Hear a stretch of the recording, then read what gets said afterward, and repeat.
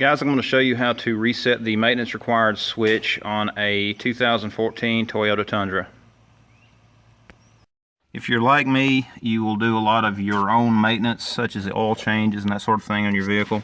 And these newer vehicles, with all the technology in them, they will tell you when it is time to service them.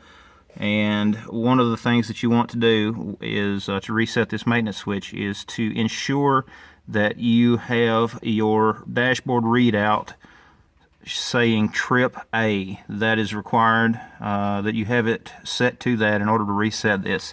And of course the way that you change that is with this button right here. You know, that's how you will scroll through the different options to get to trip A. Once you do that, turn your ignition switch back off, and what you need to do is you need to press and hold this button in, and then once you have it held in, turn your ignition back on. And let me see if I can set the camera up to where I can demonstrate all three of these processes. Okay, I'm going to press and hold the button, and now I'm going to turn on the ignition switch.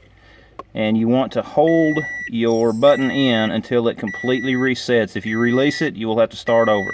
Now that we have it completely reset, we can go on about our business, and each time that your vehicle requires maintenance, once you have completed that maintenance, you can use these steps to reset the maintenance switch on your vehicle.